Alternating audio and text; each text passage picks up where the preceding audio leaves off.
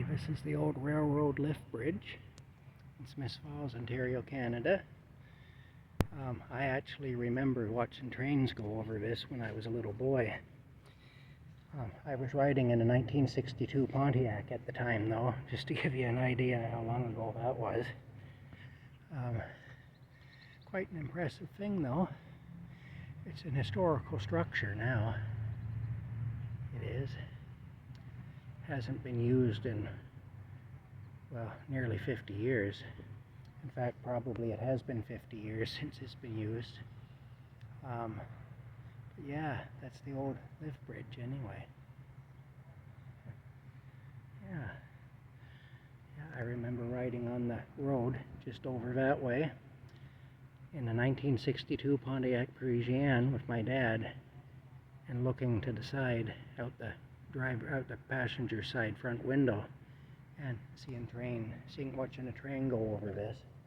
But like I say, I was only about 4 years old at the time, so that would have been around 1972.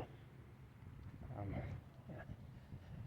Let's see if we can get a better view. I want to get a view of the water from underneath it. I'm able to. This is all saturated. You got to be careful where you step, because the weeds have grown up and they've kind of, oh boy, the mosquitoes are thick. Anyway, the weeds have grown up, but the light at this time of the night is beautiful. It's now just after 8 o'clock p.m., so it's a great time to get these pictures. Unfortunately, in 1985, there was a murder actually took place under this bridge. A fella by the name of Jamie Giff forced a girl by the name of Heather Fraser in under here, and he raped her, and then he stabbed her to death. And she actually managed to crawl out of here. It was in the wintertime, and the cold, they figure, actually kind of slowed down the bleeding, so she didn't die as quickly. And she crawled naked on her hands and knees out of here, and her father had gone out looking for her because she was late, and it wasn't like her to be late unless she had called and told them she was going to be. And of course, he went out looking for her. He followed the route she would have taken, the route she would have walked. There we go, there's the picture I'm after. He followed the route she would have walked, and he came across her anyway, crawling on her hands and knees naked and bleeding to death, and she died in his arms. Jamie Giff was eventually found to be the one who had done it, and he served what we call in Canada a life sentence in prison. But of course, a life sentence here is 25 years, and then you're eligible for parole at that time, and he has been paroled. He's not allowed in this area though anymore, because because of what he did. In fact, she still has some family here. Both her parents have passed away, but she does still have some family here. That happened in 1985, and these people were all around my age. Jamie Giff and Heather Fraser were both just a little younger than I was. I was 17. They were both just a little bit younger, and I was actually at half a day of Jamie Giff's trial, and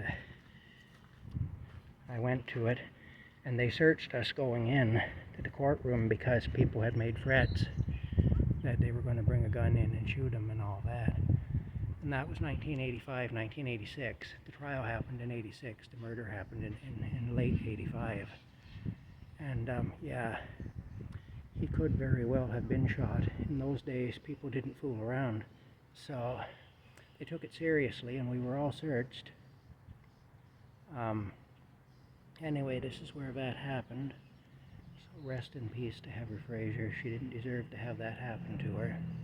It was a terrible thing, and her parents certainly didn't deserve the grief that they experienced. And I mean, her father finding her like that and stuff, it was terrible. Like I say, he was an awful greasy looking outfit, Jamie Giff was. But yeah, anyway, when I saw him at the trial, an awful greasy looking fella. Anyway, that's kind of a tragic story behind this, but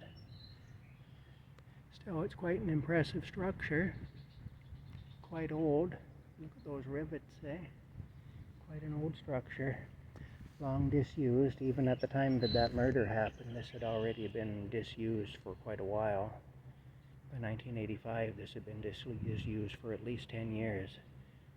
So I think a little longer, really.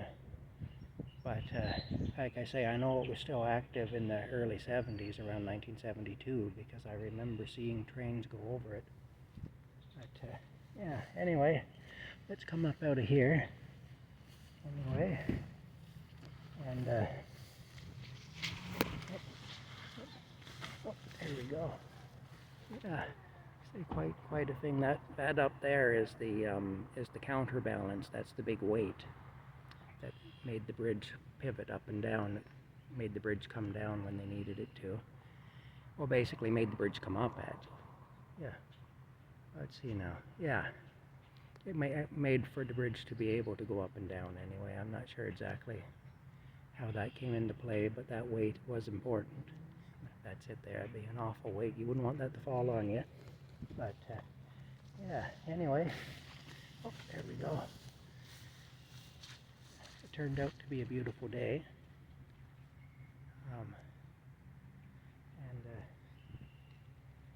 Wow, it turned out to be a very beautiful day. So we were fortunate. We've had some pretty nasty days weather-wise lately. I'm going to take a picture of it with the other phone. I am. I'd have to go back here to do that. There we go. Oh, I'll have to go back further still. Keep going back until I get it. There we go. Okay. Go right back here. There we go. Okay. Trying not to get the front of the truck there in the picture. There's somebody's truck there. Go back a little more. There we go. Okay, that might be as good as I'm going to be able to do right now. Back a little more. Alright. There we go. Yeah. There it is. Alright. And there's a continuation of it over there. Right there. See? Yeah. Another beautiful little park. This is where the locks are and stuff. That's the old lockmaster's house there. Quite nice. Yeah. Alright. I think I'll cut this off now and I'm going to head back. We'll talk later.